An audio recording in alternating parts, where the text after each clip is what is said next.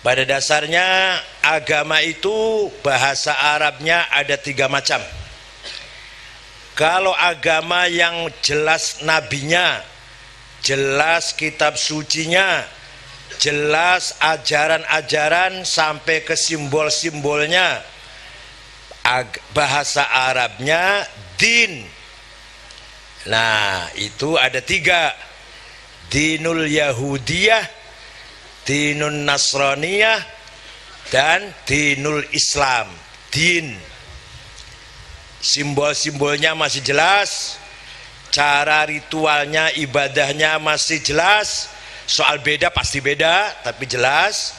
Kitab sucinya soal dianggap ada perubahan, ya oke, tapi ada, jelas. Itu bahasa Arabnya din. Ada agama yang kita yakin benar, kitab sucinya ada, nabinya jelas, tapi syariatnya, simbol-simbolnya, ritual cara ibadatnya sudah tidak jelas. Itu bahasa Arabnya millah. Maka Nabi Ibrahim disebut agamanya adalah millat Ibrahim. Yang koron Gafatar itu ngakunya millah Ibrahim. Dugim dikit dari yang Gafatar itu. Mboten. Oh, Jojo ada di sini malah. Nah, kita yakin dulu ada seorang nabi namanya Ibrahim. Itu bapak, Rahim itu umat. Lahir di kota Ur-Kildah. Waktu itu penguasanya kerajaan Babilonia. Rajanya namanya Nabukadnezar. Kemudian setelah konflik dengan rajanya, sampai Nabi Ibrahim dibakar, tapi selamat, terpaksa hijrah ke barat, seluruh keluarganya dibawa, jumpa dengan sungai, namanya Sungai Jordan, menyeberang sungai tanpa perahu, tanpa alat, selamat satu keluarga, maka disebut Ibrani, penyeberang. Sama bahasa Arab juga abaro, nyebrang. Ibrani itu artinya penyeberang. Kemudian Ibrahim punya istri Saroh atau Saroy. Kebetulan mandul, nggak punya anak, terpaksa Nabi Ibrahim untuk demi melanggengkan, melestarikan bibit unggul, nikah lagi. Jadi kalau jenengan yang merasa bibit unggul, nah itu perlu dikembangbiakan. Tapi kalau bibit rendah, jangan bibit rendah. Maka Nabi Ibrahim nikah lagi dengan seorang gadis dari Mesir namanya Hajar. Istri muda langsung hamil, 9 bulan lahir, dikasih nama Yishmail. Yishma itu mendengar, il atau Elohim itu Tuhan. Jadi orang yang mendengar kalam Tuhan. Yishmail. Menjadi bahasa Arab Ismail. Orang Banyumas Ismail. Ya usah bodoh, sama aja lah. Yang penting maksudnya itu maksudnya. Kalau panggil saya Sangit Ngakil kok. Orang Banyumas itu. Itu kiainya itu, apalagi orang awamnya. Nah, supaya tidak konflik antara istri tua dengan istri muda, maka istri muda Allah perintahkan dibawa ke selatan jauh, sampailah ke jurang yang tidak ada kehidupan, tidak ada air setetes pun. Biwadin ghairi dzi zar'in 'inda baitikal muharram, jurang yang tidak ada kehidupan. Nabi Ibrahim dengan Hajar dan bayinya yang namanya Ismail diperintahkan berhenti di situ.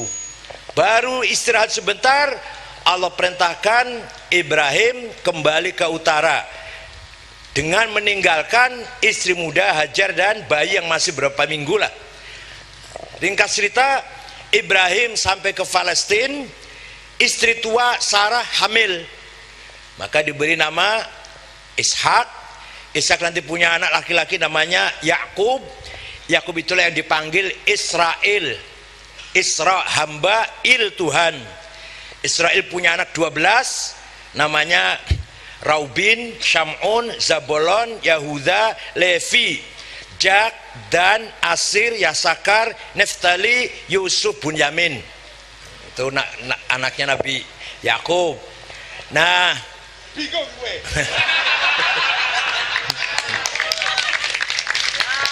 Tidak lama Ismail kehausan, kelaparan, menangis, apa yang bisa dimakan, apa yang bisa diminum. Hajar bingung, lari-lari cari apa yang bisa dimakan atau bisa diminum antara Safa dan Marwah. Ternyata tidak mendapat apa-apa.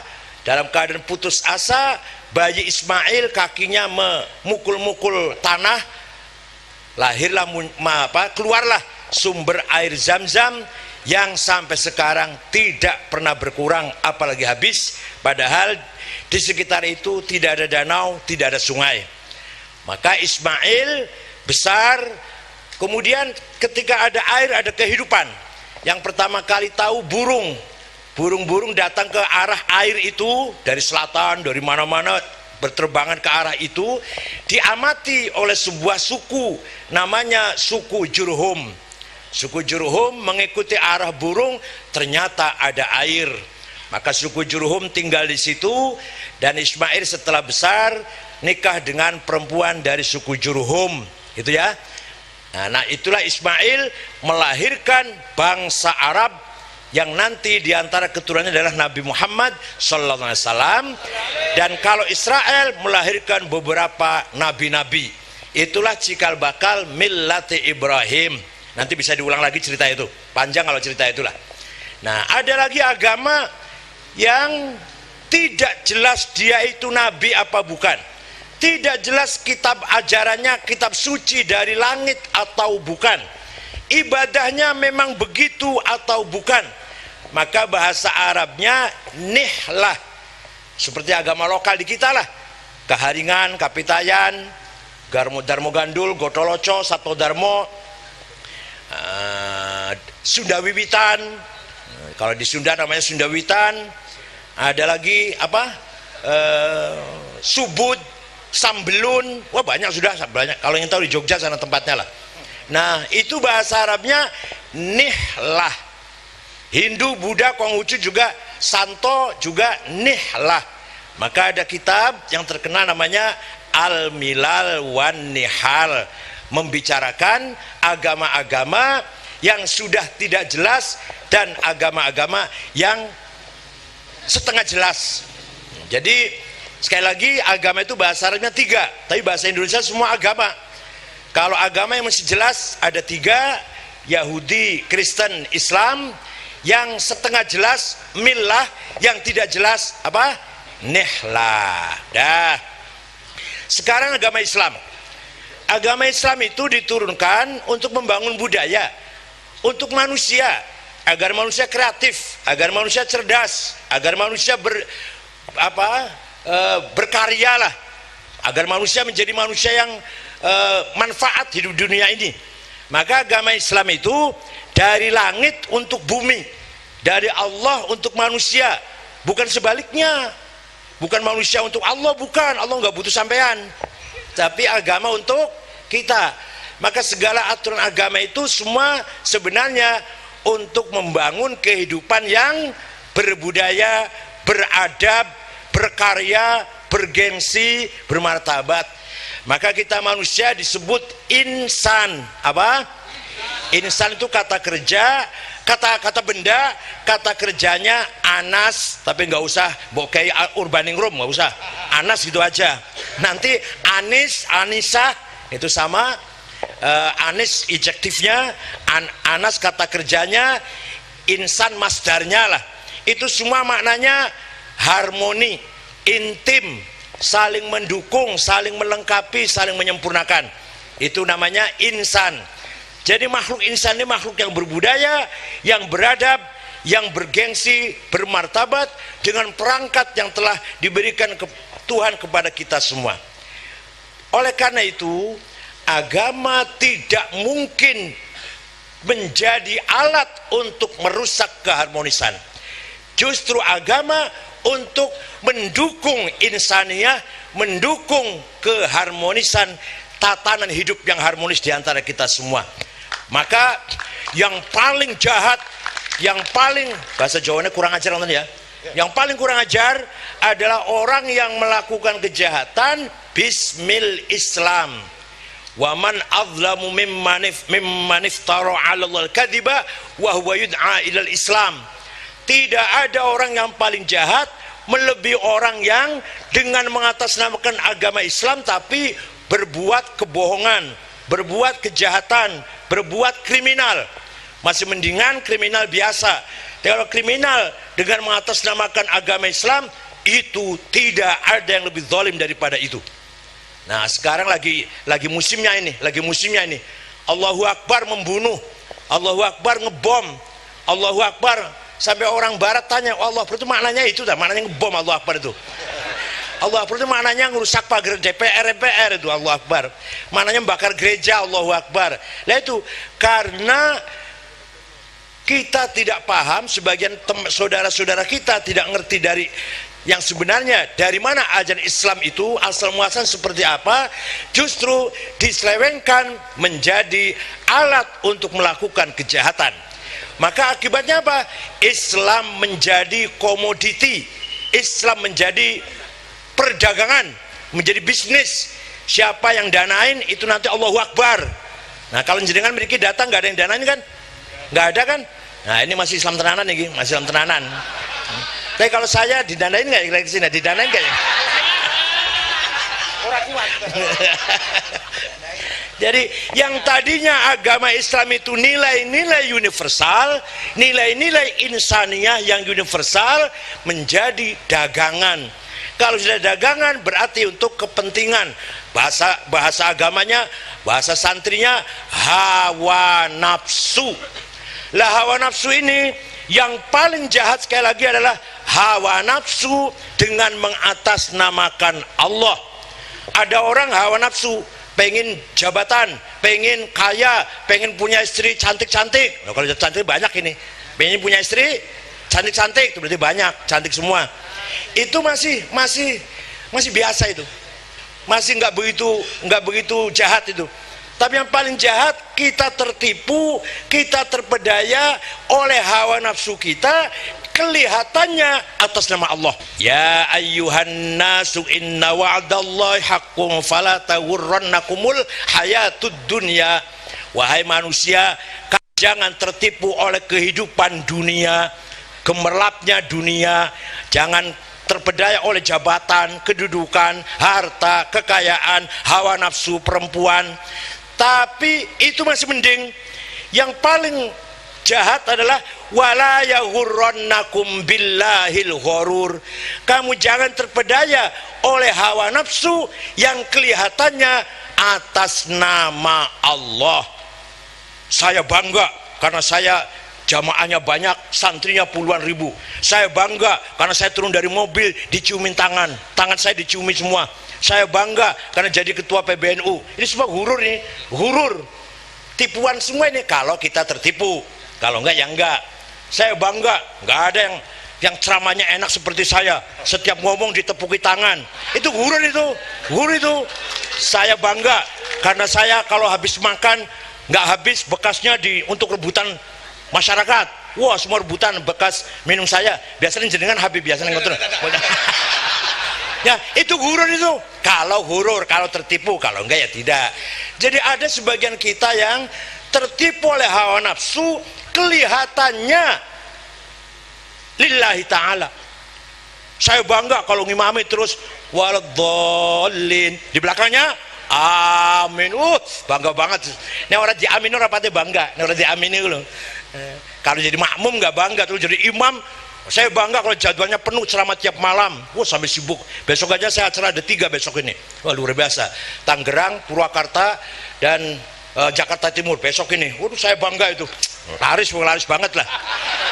Jadi wala yaghurrannakum billahil ghurur. Imam Ghazali dalam kitab Ihya membahas tetap al-kashfu an asnafil maghrurin. Macam-macamnya orang terpedaya oleh hawa nafsu ada 3 macam. Nyuwun sewu, mohon maaf, yang paling banyak kata Ghazali, kata Imam Ghazali, bukan kata saya, bukan, yang paling banyak kiai. ada 11 macam. Kiai ahli tafsir, kiai hadis, kiai hafidz Quran, kiai imam masjid, kiai penceramah, kiai ahli mantik, ahli diskusi, semua itu terjebak oleh hawa nafsunya kalau mereka memang terjebak. Tapi kalau orang kaya tertipu oleh hawa nafsunya 9 macam. Kalau pejabat yang tertipu hawa nafsunya 6 macam. Kalau kiai 11. Jadi kebanyakan yang terpedaya oleh hawa nafsu adalah para kualat loh. kualat.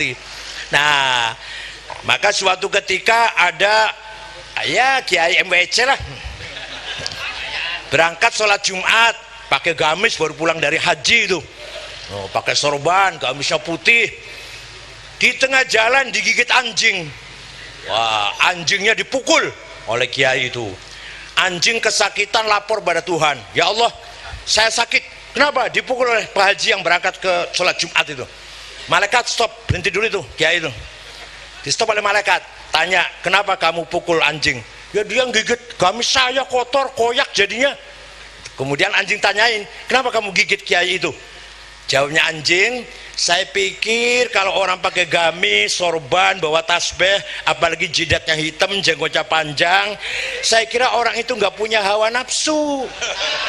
Ternyata marah juga itu loh. Jadi nggak ada bedanya dengan pakai jin, yang pakai kaos, nggak ada bedanya itu. Terus malaikat tanya lagi, kamu anjing kok bisa secerdas itu, dari mana, siapa gurumu itu, kok bisa cerdas seperti itu anjing? Kata anjing, renungan, hasil renungan saja ini. Akhirnya kata malaikat, kamu anjing lebih arif daripada kiai itu, katanya. Ya Allah. Tapi nek sing dongeng sampean kiai-kiai muring lho, nek kiai-kiai nyupatani lho, makanya nek jenengan sing ngomong, jenengan sing ngendikan, jangan tiru ya. Ini cuma saya aja yang dongeng begini.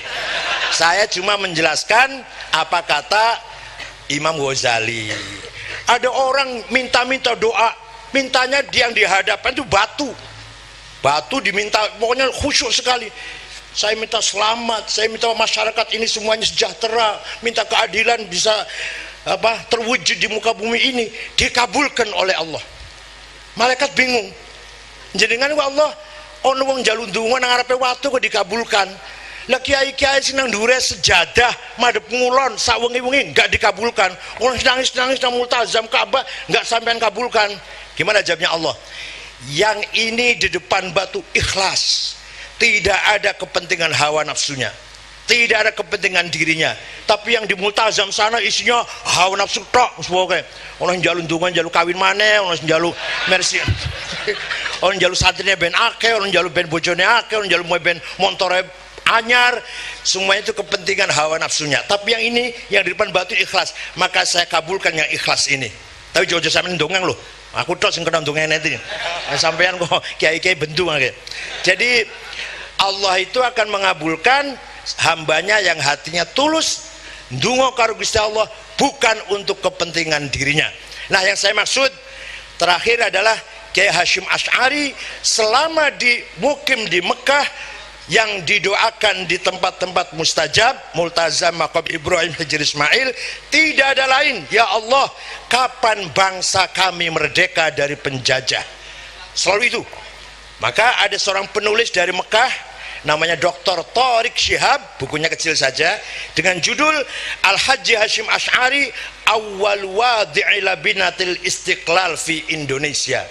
Hasyim Asy'ari adalah orang pertama yang meletakkan dasar-dasar kemerdekaan bangsa Indonesia. Ini yang nulis wartawan Mekah, namanya Dr. Tariq Shihab. Oleh kita semua harus yakin bahwa kemerdekaan Indonesia semuanya adalah di antara lain sebabnya doanya Kiai Hasyim Asy'ari yang masmu', yang makbul, yang mustajab, didengar oleh Allah. Kita bisa merdeka bukan karena sebab yang lain, itu cuma syariat, tapi yang hakikatnya adalah doanya para ulama, terutama Hadratus Syekh Kiai Hasyim Asy'ari. Saya kira kalau sudah begini nggak bingung ya? Enggak bingung, sudah nggak bingung. Enggak. Terima kasih.